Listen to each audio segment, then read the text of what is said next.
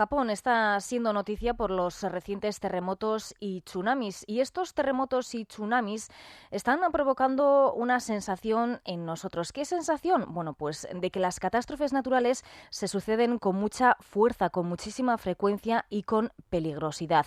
A raíz de lo ocurrido el pasado 11 de marzo en Japón se han puesto sobre la mesa muchas dudas y también varios temas de debate, pero lo ocurrido parece que no es nuevo y a lo largo de la historia han sido abundantes las catástrofes de esta magnitud. De ello vamos a hablar con el geólogo Koldo Núñez Betelú. Koldo Núñez Betelú, ¿qué tal? Bien, ¿y vosotros?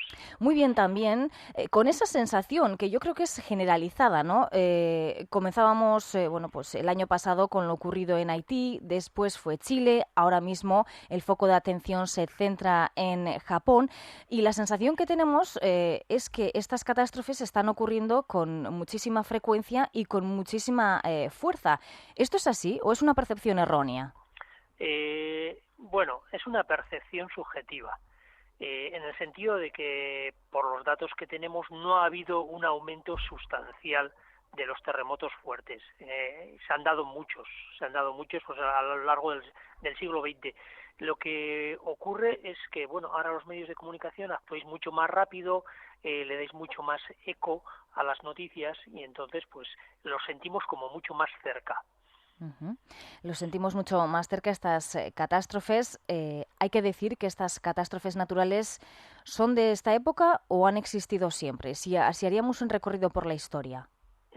Siempre ha habido terremotos y siempre ha habido, pues, en casi todo el mundo se han sentido terremotos, ¿no?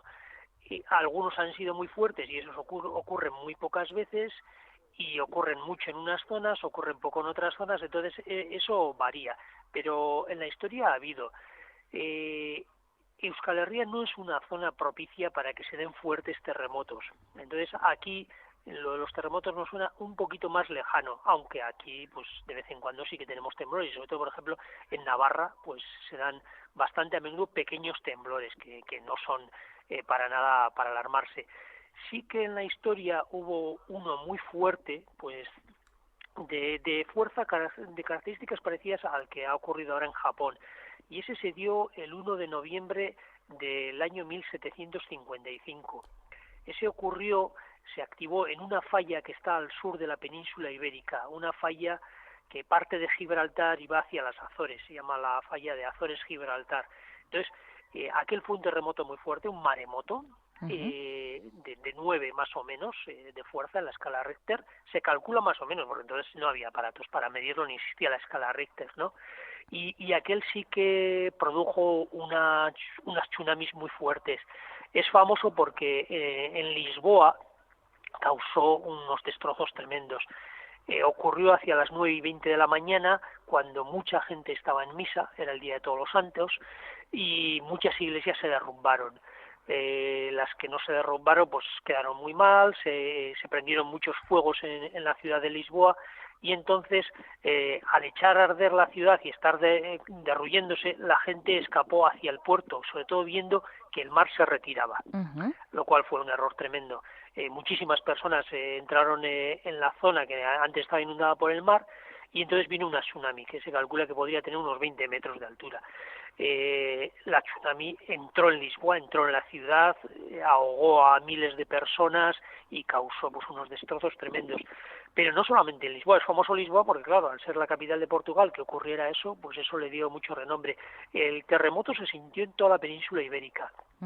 Tuvo mucha fuerza en el sur, y en la tsunami también, en Cádiz, saltó las murallas y causó grandes destrozos, pero hubo muchos pueblos pequeños del albergue, de todas estas zonas del sur de Portugal, sur de la península ibérica, que quedaron destrozados.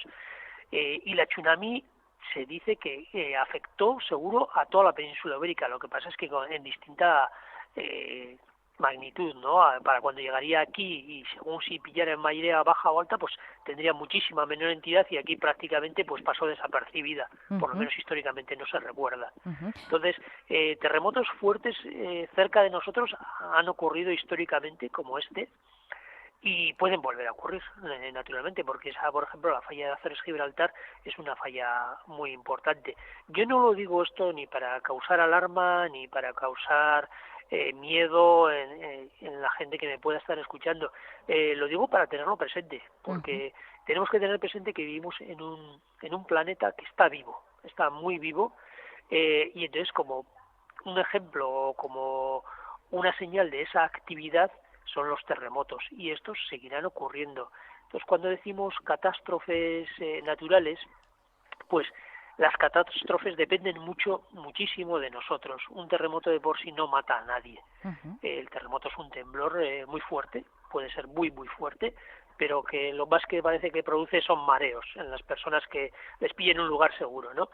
Entonces, según cómo nosotros construyamos los edificios, las instalaciones, las carreteras, las vías de comunicación, todo, según cómo lo construyamos, las centrales nucleares, como está pasando en Japón, pues las consecuencias pueden ser unas u otras.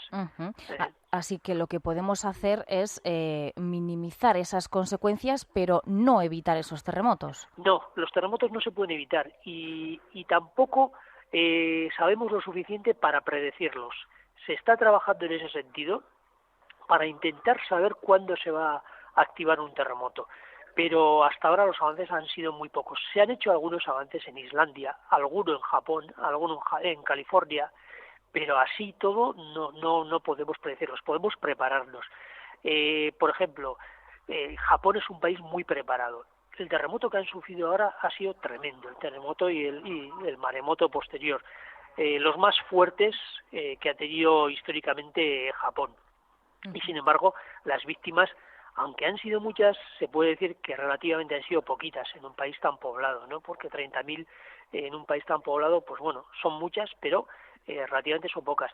En Haití, si recordamos, hace un par de años tuvimos un terremoto que fue 100 veces inferior en fuerza al que ha habido ahora en Japón.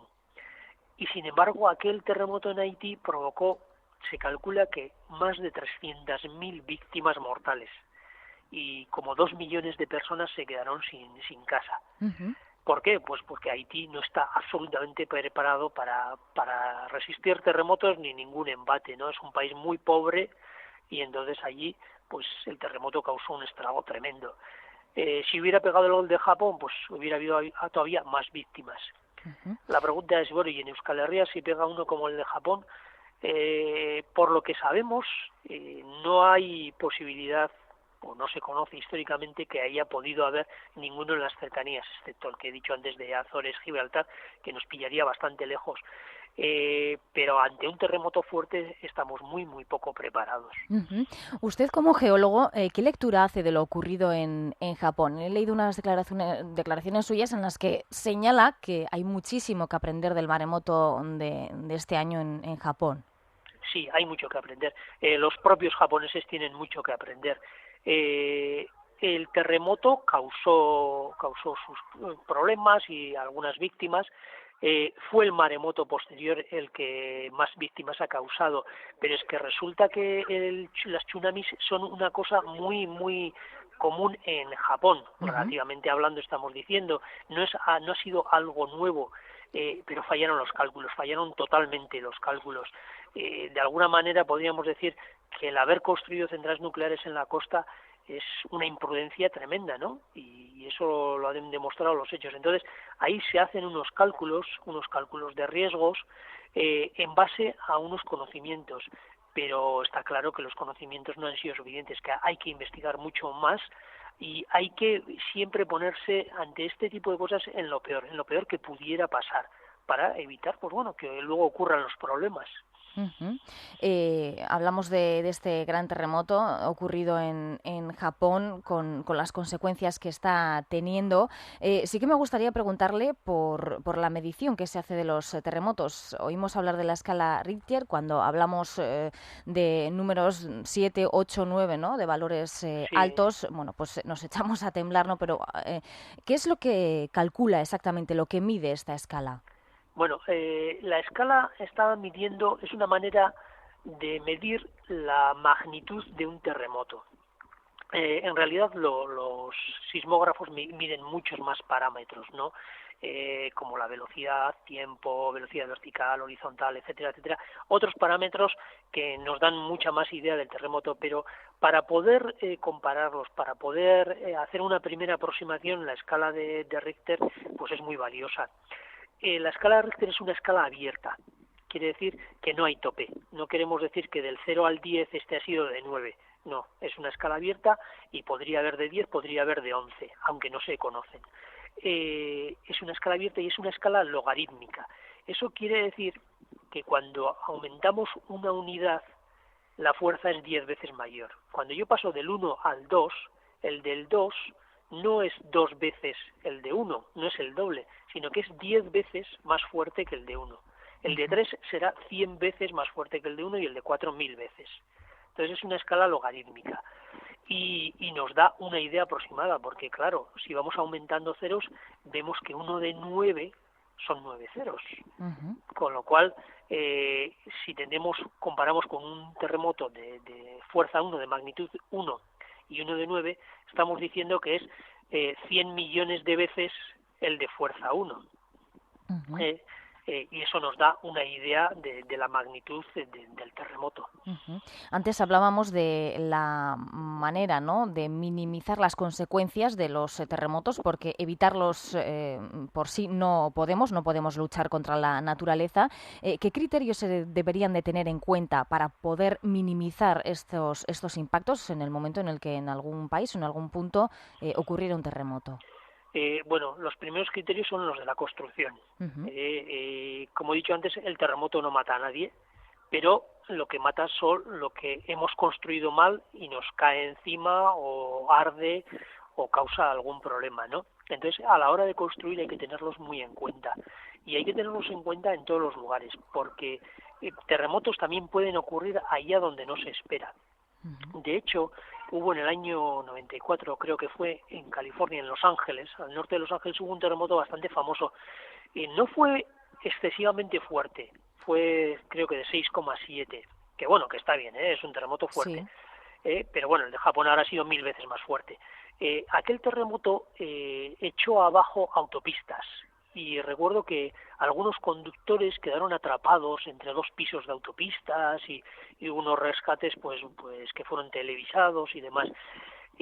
Aquel terremoto se activó en una falla que no se conocía. Y mira que California es una zona muy activa sísmicamente y muy estudiada, sobre todo después de lo que pasó el gran terremoto de San Francisco, y que se sabe que todavía viene otro también de características similares y que puede pegar en cualquier momento, ¿no? Y a pesar de que está muy estudiado aquello, pues apareció un terremoto en una falla que no se conocía. Eso nos puede ocurrir a nosotros. Los terremotos fuertes ocurren a cierta profundidad. Muchos ocurren a 10, 15 kilómetros de profundidad, incluso más. Entonces, nuestro conocimiento de la geología, por ejemplo, aquí en el caso de la península ibérica, esa profundidad es todavía bastante escaso. Se conocen muchas cosas, pero se debería conocer muchísimo más. Y ya llevamos un par de años oyendo a geofísicos, geólogos que advierten que deberíamos de estudiar muchísimo más la península ibérica para conocer bien en profundidad las características tectónicas pues de nuestra península, porque ahí puede haber sorpresas. ¿Usted tiene, por ejemplo, la sensación de que muchas veces a los geólogos, a otros profesionales de este ámbito, no se os escucha? Bueno, eso ¿O no se os hace caso? Siempre hay prioridades. Entonces, la cosa no es tanto si se nos escucha como si no se nos escucha, sino qué se hace una vez que se nos escucha, ¿no? Ahí está el problema. Claro, nosotros aquí, pues en Euskal Herria podemos decir, aquí hay poca probabilidad de terremotos fuertes, por lo tanto, eso no resulta una prioridad.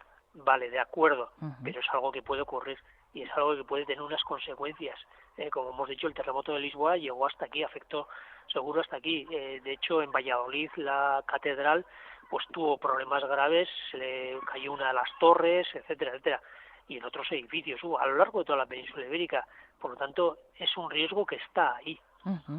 Pues sin caer en alarmismos, como usted muy bien decía, sí que queríamos tratar este asunto aquí en Euskadi hoy fin de semana, porque se han puesto muchísimas dudas y muchos temas encima de la mesa después de lo ocurrido en Japón, y sí que nos sí que queríamos aclararlos, bueno, pues para que el oyente tenga toda la información, y lo hemos hecho con Koldo Núñez Betelu, geólogo. Koldo Núñez Betelu, mil esker por atendernos y por darnos estas explicaciones. Bueno, muchas gracias a vosotros.